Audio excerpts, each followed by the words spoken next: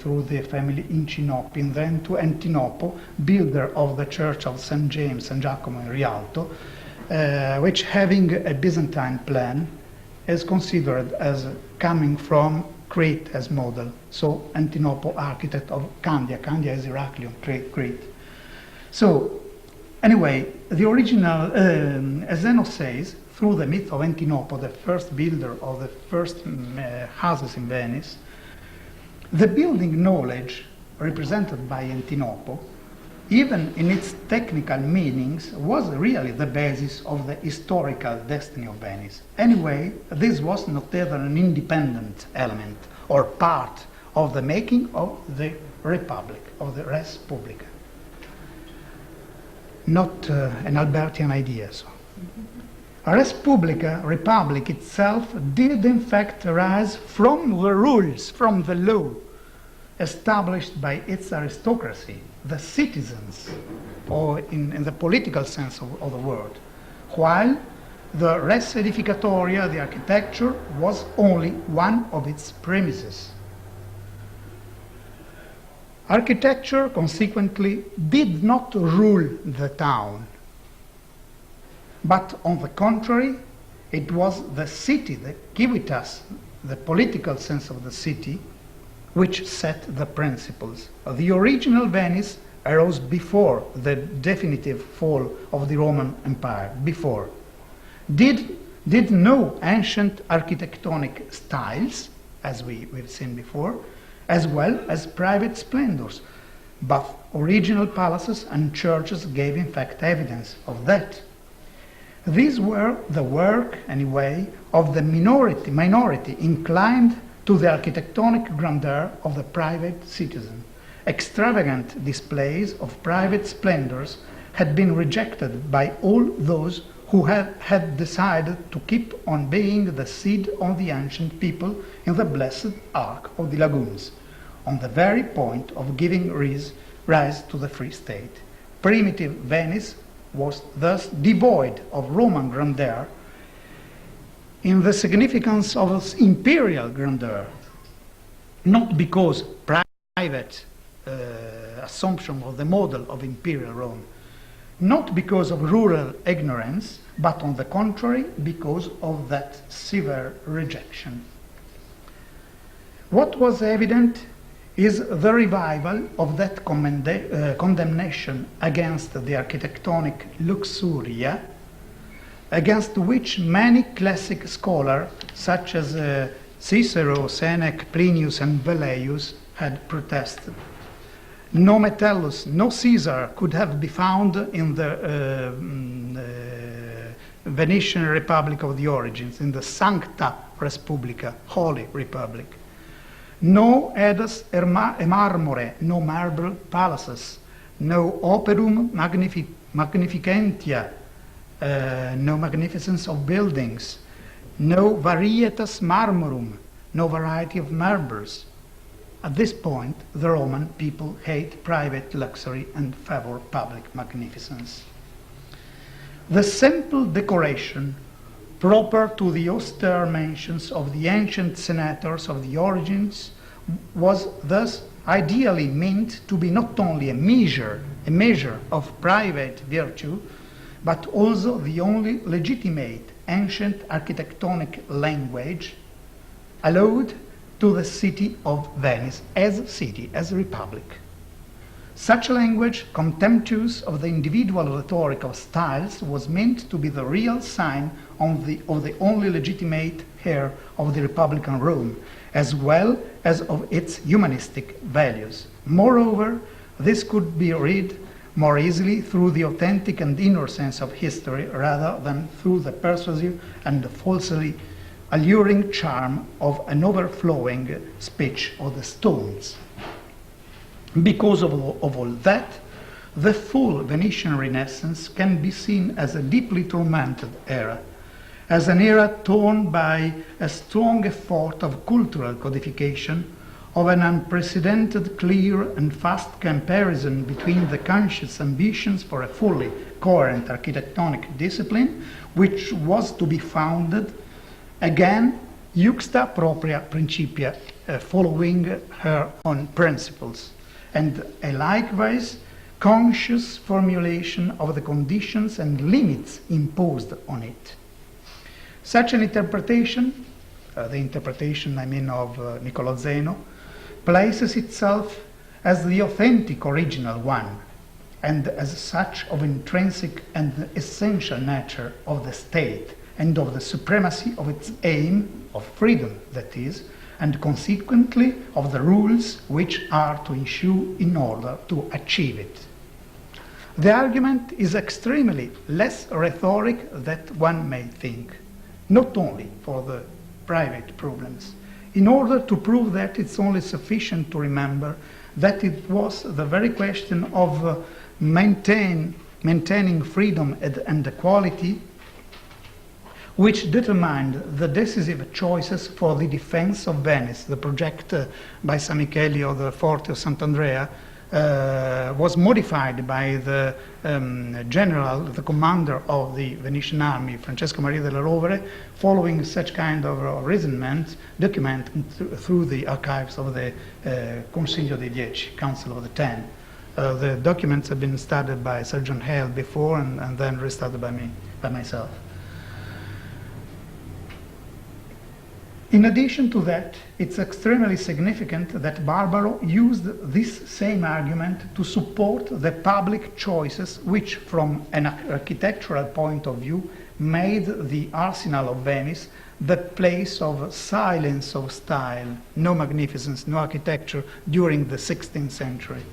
The door is the 14th century, another era, the era of the Renovatio More Veneto.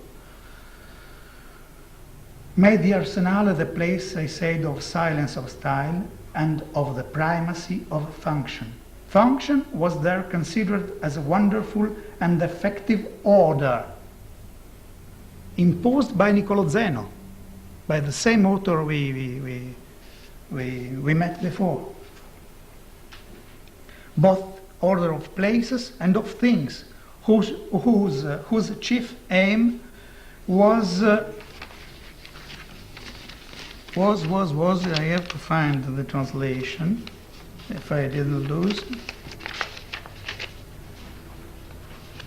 to prevent all desires to anybody who somehow wanted to disturb the freedom of the state. The above-mentioned comparison has not occurred in an imaginary territory or in an intellectual or fictitious scenery. On the contrary, its precise and concrete object was the sphere of the creation and development of both the town and its territory. It's extremely significant to notice that the opinions stated by Zeno under the guise of a myth don't directly arouse open reactions. As a matter of fact, the public explicitness of his thought, instead of being a mere term of a polemic debate, seems rather to be proper to an undiscussed authority. One can actually look at it as if it were a revealing expression of the deep-rooted attitudes of the Venetian society, as well as of its strict system of social control. However, there were, no doubt, unexpressed reticences, and after the death of the stern politician, 1567, even open objections. It has not been observed so far how, at first, these were indirect. Only in 1568, this became evident, the day after the death of Niccolò Zeno. Evident thanks to Giorgio Vasari in the Giuntina edition of his lives. In that work, it was Sansovino himself who, through a third party, declared that the ancient rule was no more valid after his arrival in Venice, or better still, when he had presented his project for the Marciana Library. In that city, says Vasari, where houses and palaces had always been built in the same way, and where everybody was always doing the very same things as in the past, a quotation, always observing the ancient customs, well, this very project made people build following new style and pattern, and in so doing, following Vitruvius' ancient discipline.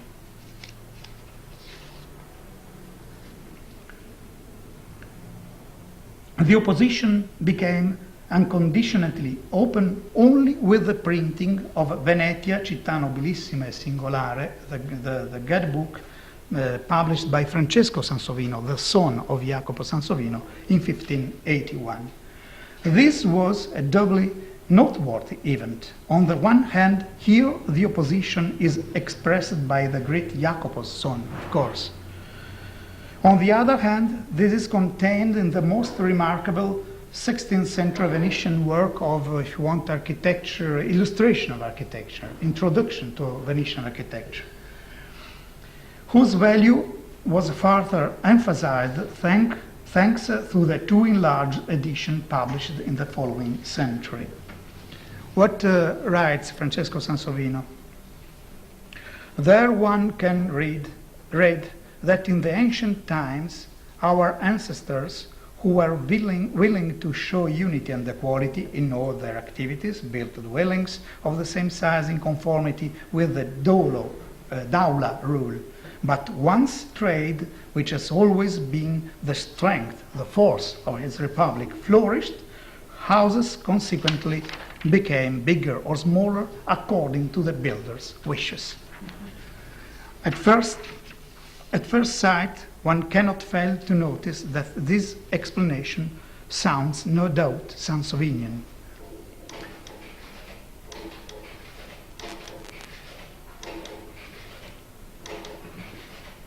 Who were the merchants? The trade reasons, the ragioni della mercatura just mentioned, are in fact either the dolphins who commissioned the first palace,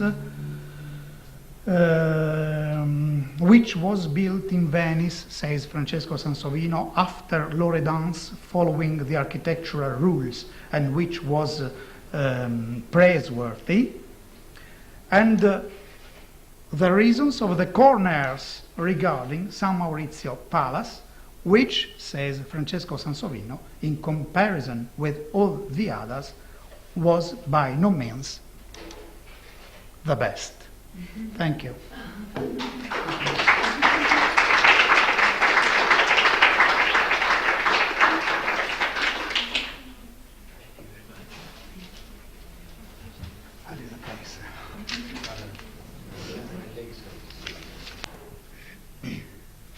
In early May of 1527, troops of Charles V of the Spanish Habsburg Empire broke through the northern walls of Rome to devastate the city and terrorize its inhabitants. It is not possible to read accounts of what followed, which I've been doing this past week, without being horrified.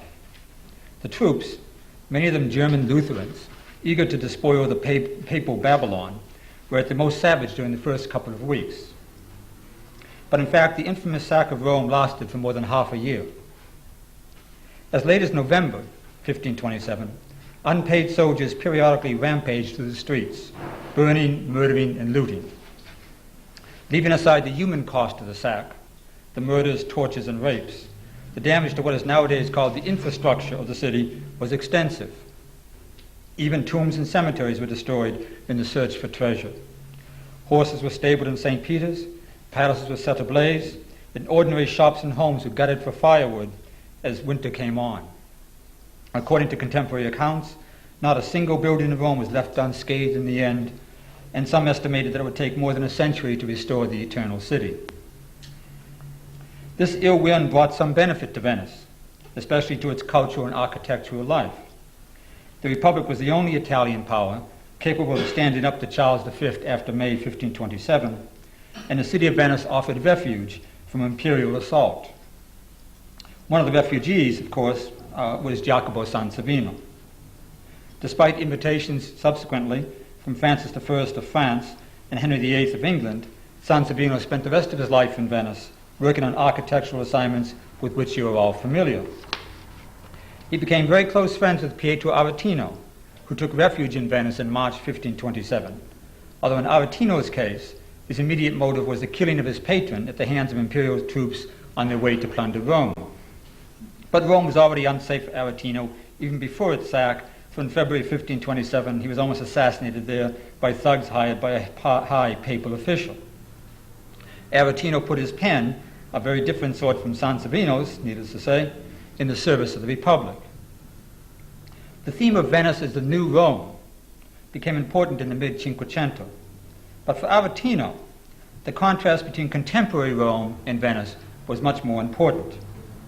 Quote, "And believe me, that those who had never seen either Rome or Venice have deprived themselves of two things that are marvelous sights, but in quite different ways. For in one you see the insolence of fortune strutting up and down, and in the other you see the grave march of rule and dominion. It is an odd thing to see the confusion of the papal court, but it is splendid to observe the singleness of purpose in the Venetian Senate. Indeed, if you could let your imagination, so to speak, fly as high as the skies, you would never be able to picture in your mind the twisting and shifting of the first and the straightforward progress of the second. Rome and Venice are twin edifices of turmoil and quiet." For Aretino, Venice was a paradise, a demi-Eden, an island of peace, justice, and security in a world gone mad.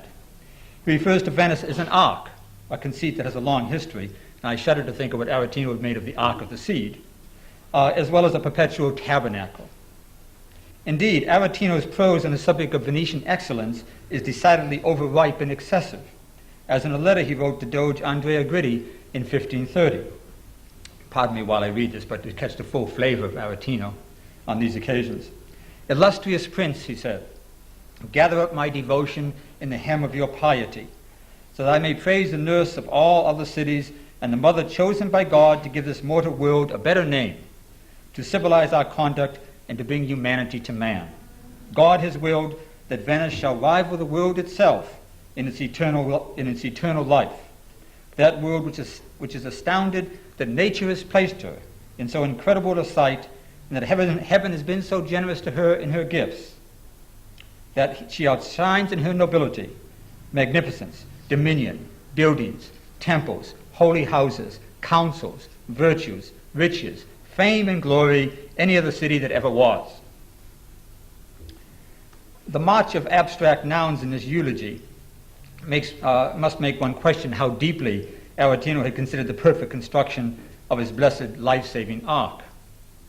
In writing public declamations on Venetian excellence, Aretino was invariably unctuous, fulsome, and tedious.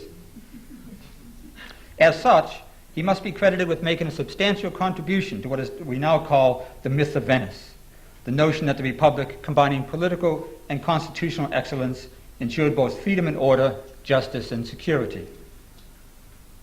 But Aretino, in his non-official mode, when he was not being a public propagandist, was capable of the deepest appreciation for the reality of the city of Venice. In his famous 1544 letter to Titian, he describes the Grand Canal as seen from his balcony near the Rialto, with its infinite boats, gondola races, barges full of melons, fish markets, bustling crowds, and the astonishing sunset touching the roofs of the houses. In an earlier letter, he writes to a clerical friend that, quote, "It is my opinion that if Eden, where Adam dwelt with Eve, had resembled Venice, she would have had a hard time trying to tempt him out of the earthly paradise with her fruit.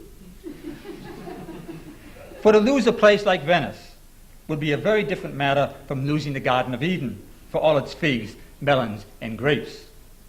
For my part, I should wish God to change me into a gondola when I die, or else into its canopy.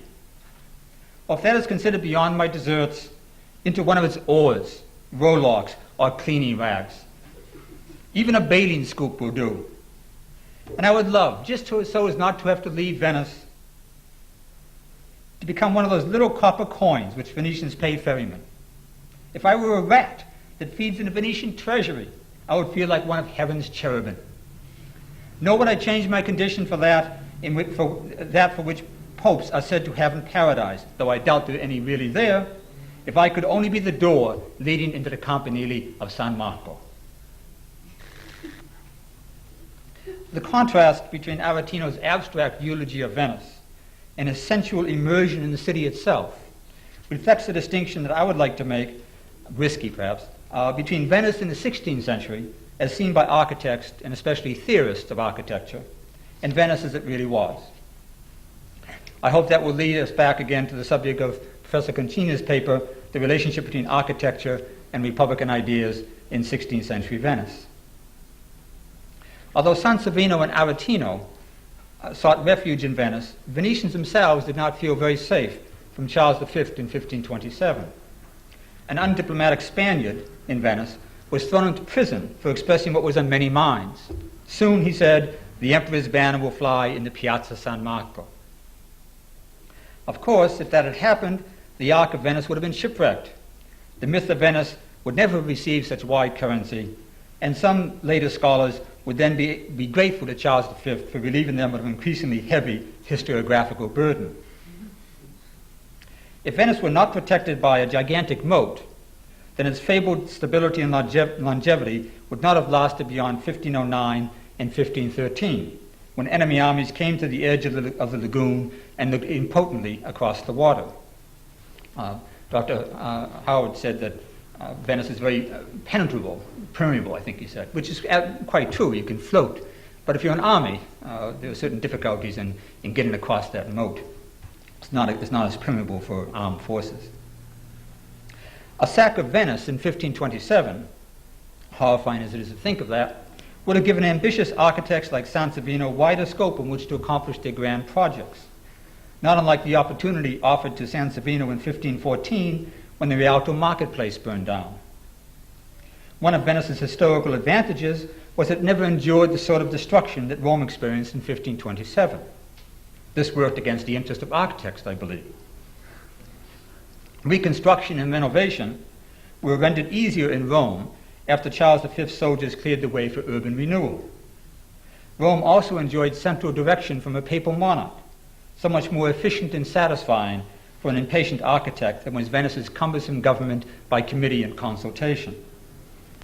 That was why a disaster like the 1514 fire was a godsend for an architect. But even with a cleared space, an architect in Venice faced almost insuperable problems. Dr. Howard's book on Jacopo Sansovino is eloquent in the manifold obstacles facing the architect in building the new Rialto marketplace in the 1550s, including even getting paid or even getting acknowledged as the person in charge.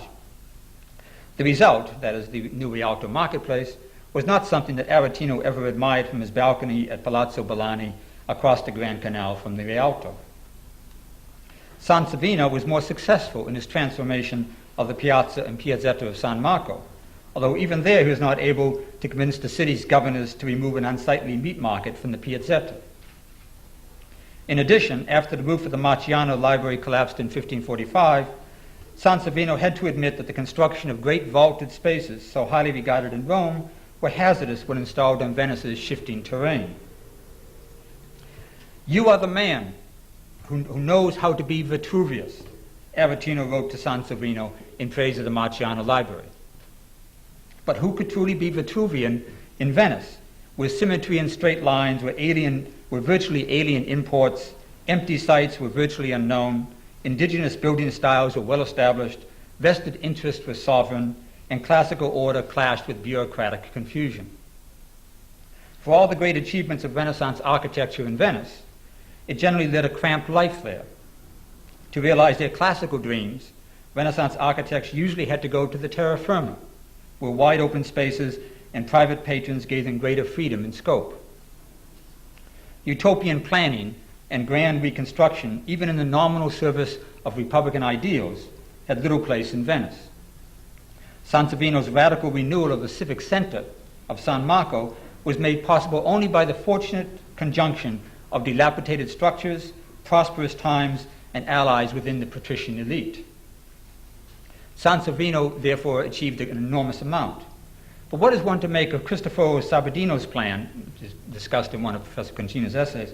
What is one to make of Cristoforo Sabadino's plan in 1557 to construct a fundamenta entirely around the perimeter of Venice? This reminds me of some projects that military engineers and politicians pondered and sometimes even tried in the 16th century. Imperial troops attempted to divert the course of the Brenta River during the siege of Padua in 1509. Leonardo da Vinci was the engineer in charge of changing the course of the Arno River in Florence's attempt to subdue Pisa in 1505, a project that was thoroughly rained out. The Venetian government suggested to the Sultan of Egypt in 1510 that he dig a canal through Suez, the better to fight off the Portuguese who had taken over the spice trade. A few years later, Alfonso de Albuquerque, the great architect of the Portuguese overseas empire, believed that Egypt might be conquered by diverting the course of the Nile and destroying the country's agriculture. Ferdinand Brodel said that such projects were the wintertime musings of idle generals and politicians, which usually disappeared before the reality of spring campaigning and financial constraint. Hence, they should not be taken too seriously. Grand projects such as Sabadino's were the architectural equivalent of these geopolitical schemes, proclaiming a Venice built of dreams and desires, a Venice of theory and possibility, a Venice of book prefaces and humanist manifestos, but having no more place in Venice itself than sweeping boulevards and all-encompassing fundamenta. It is, I think, possible to make too much of the myth of Venice, which was generally a matter of classical idealization, abstract theory, political propaganda, and wishful thinking.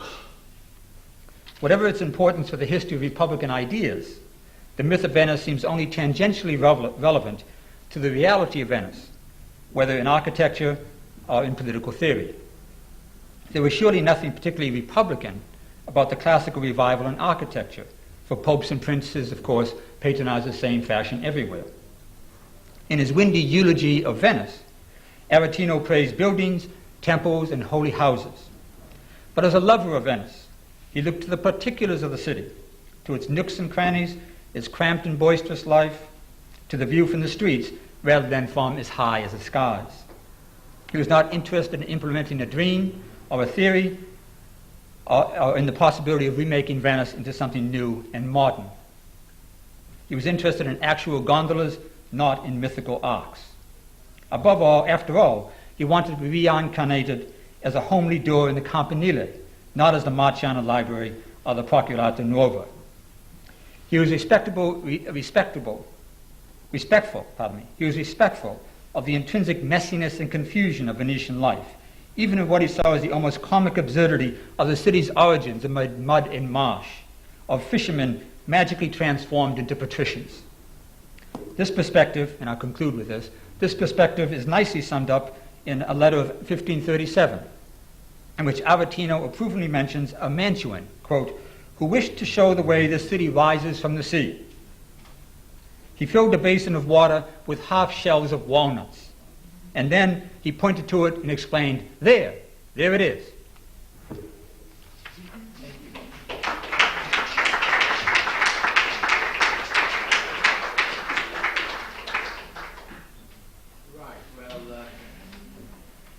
I think we probably all agree that architects do like a bit of good, healthy destruction to get going on top of, so it hasn't changed. Now, could we either comment on what's being said, perhaps add to what's being said, or question what's being said? I think we can sort of invite you to engage in different ways, perhaps to make it a little bit more a general engagement, if you feel that way inclined. Is a volunteer to start off this question?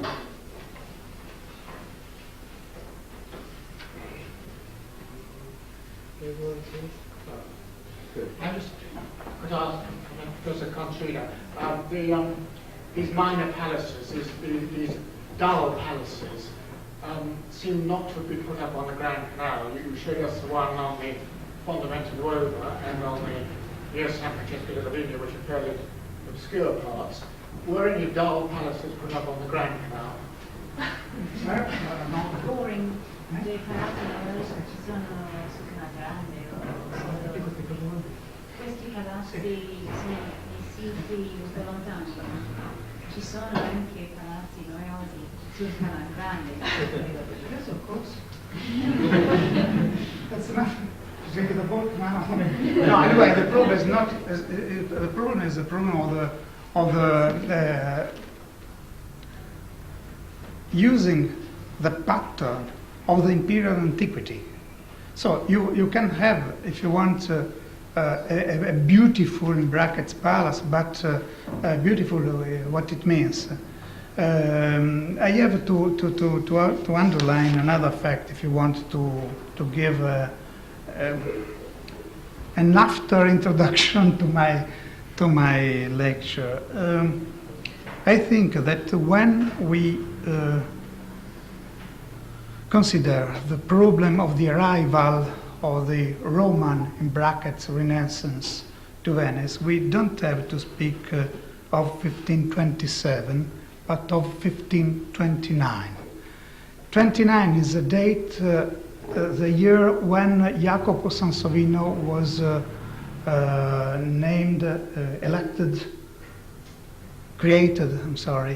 I'm tired now,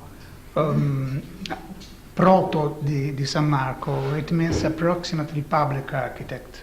The year 29 is the year of a big political problem, the arrival in Italy of Charles V, the problem of the coronation of the emperor, the problem of the fear of an attempt from the part of Caesar to the freedom of the Republic.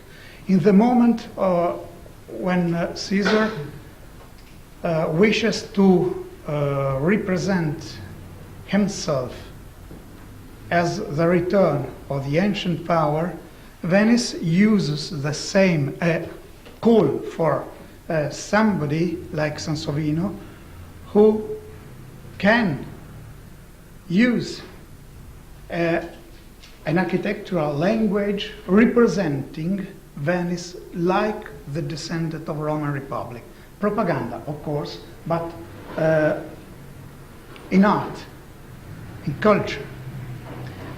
The problem is, from the Sansovinian pattern, from the Vitruvian pattern, from the San Michelian use of the same classical impressive language, from that kind of models, is it allowed to private use the same exhibition, the same magnificence? So if you go through the Grand Canal, you can perceive just 4-5 cases, no more, of this such kind of classical language. What I mean, you can have, if you want, or continuity of persistence of ancient buildings not improved from one side, for economical reason, for choice, for a lot of reasons. You can have a moderate, if you want, in brackets, architectural language, more diffused. And also if you consider what Francesco Sansovino says about the legitimation through the commerce of the difference between citizens. You have in perspective a small number of palaces built during the 17th century, but the majority is following always the brackets, the stile Veneziano, Venetian style, that Antonio Visentini says as purist, an architect following pre-neoclassical ideas in 18th century, says not correct, incorrect. Venetian, because the problem is the opposition between, from one side, Venetian custom in brackets, legitimate by such kind of reasonments we found in Zeno and other, and from the other side, the Roman, in brackets, language. Sorry, just a thing I can add. The remote part of the city, San Francesco della Vigna, remote part of the city, Fondamente Nuove. But Fondamente Nuove is the first part of the general improvement of the city realized on starting from the project of Cristoforo Sabadino.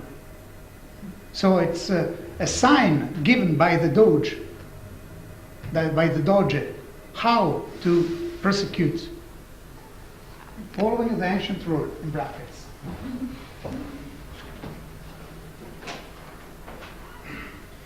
Yes. I just wondered how much the modest palaces were a public display of modesty, and if the interiors of those palaces were just as modest, or if the patricians were able to be more extravagant in real privacy.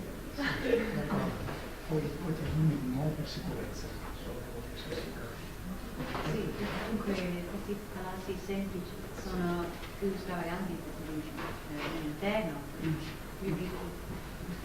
I ask every time because I want to be sure of So, from one side, extravagance, in brackets, license is the correct word. It is a word used by Sebastiano Serlio to give a definition of the Venetian way to the architecture. License. Venezia licenziosa nei palazzi, eccetera, eccetera, eccetera. License, it means, from one side, as I told, the continuity, of course, in brackets, sovereignty, external, but how I can say, it depends from the standards of measures you have of the humility of the interior of the palace, as you understand. I think from what I know, you can have a strong distinction between interior and exterior. That's sure. Also, in the recent case I studied, for example, the ghetto, the houses of the ghetto in Venice, 16th century buildings in the ghetto, had stuccos, had paintings. Also, the family of Rabbi Shimon Luzzatto, very known rabbi of the 17th century, was decorated with stucco, with chimneys decorated, and so. The standard was enough equal in any case, enough moderate in comparison, if you want. So it was a public display of modesty? Public, of course. You are allowed to be rich, of course, but not to impose your presence in the city, not to break the continuity of a social homogeneous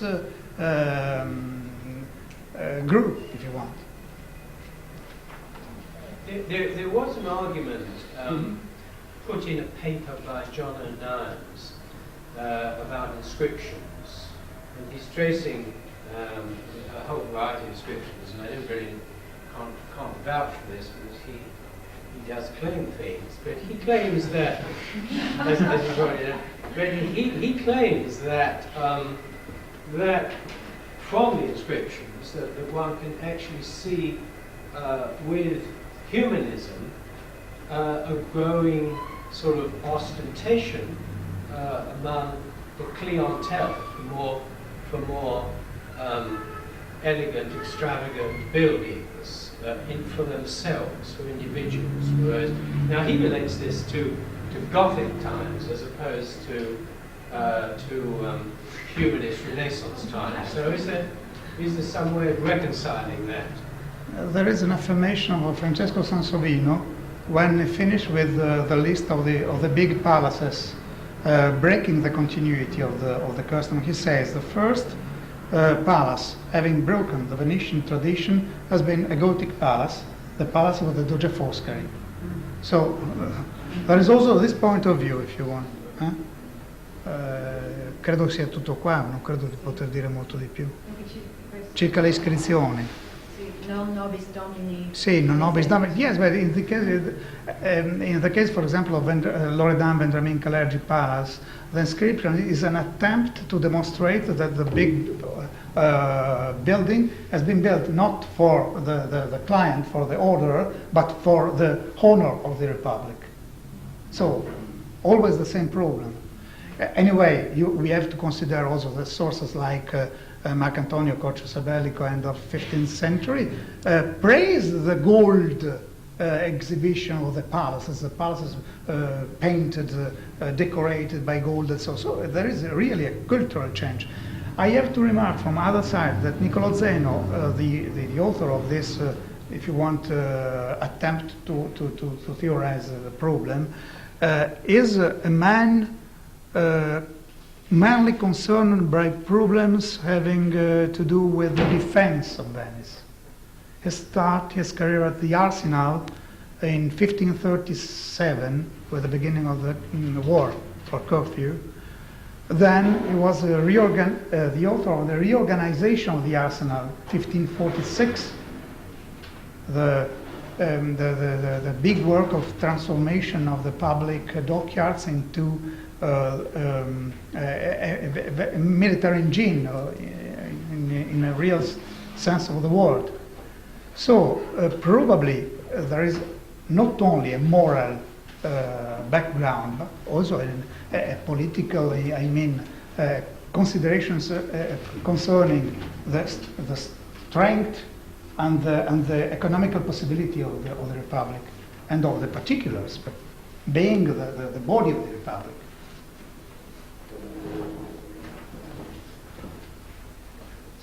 Yes.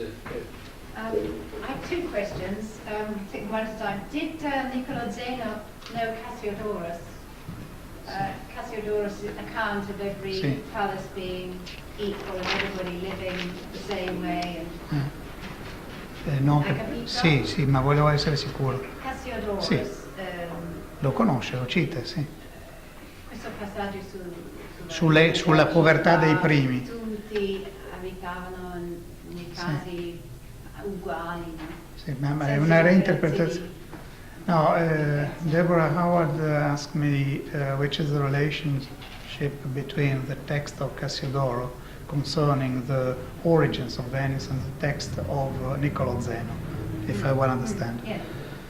Well, the text of Niccolò Zeno, as I told before, is just one part of a big work of history uncompleted. We know from sources some parts of some other parts of the work. The first books were books concerning, as I told,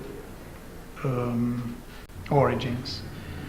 In the book on the origins of Venice, the 10th book of the first Decca of the published edition of Niccolò Zeno, Cassiodoro is quoted, of course, but reinterpreted because the aim of Niccolò Zeno is to demonstrate not the humility of the origins, but the fact of this humility was the result of a choice from one side, political choice. It depends from the return back to the land of a part of the big aristocracy.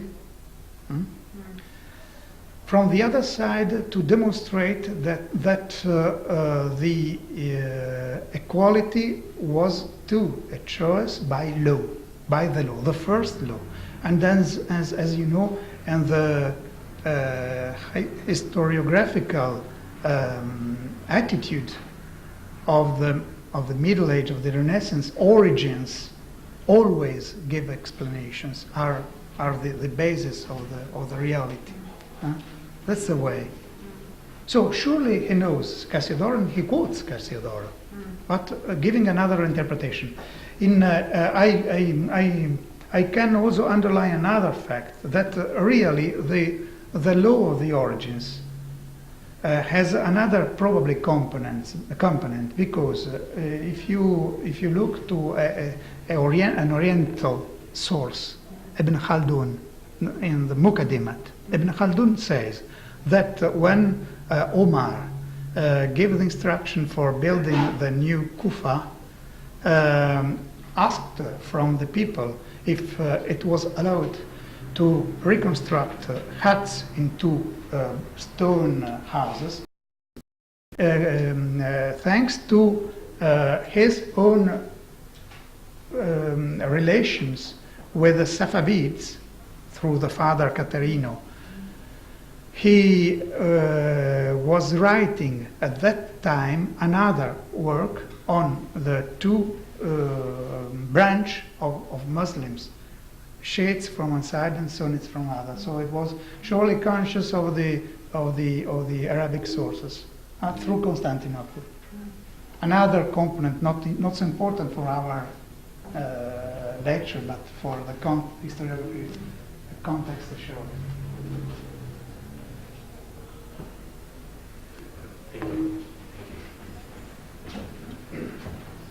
Any other questions? Right, thank you then. Well, we then come now to Dr. Giorgio Giannigian. Now, Dr.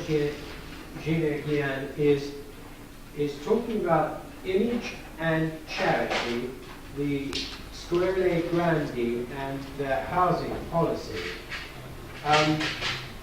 He's a specializer in Venice in the restoration of historic buildings, and he's at the Department of Architectural Conservation at the University of Venice. I think some of you might well remember his wonderful exhibition, Dietro Palazzi, with Paola Pavanini, and also the interesting text that came out of the exhibition. I'm not quite sure which one came first. Well, they came together, the catalogue of the exhibition. So, can I introduce him to you, Dr. Jenny Pian?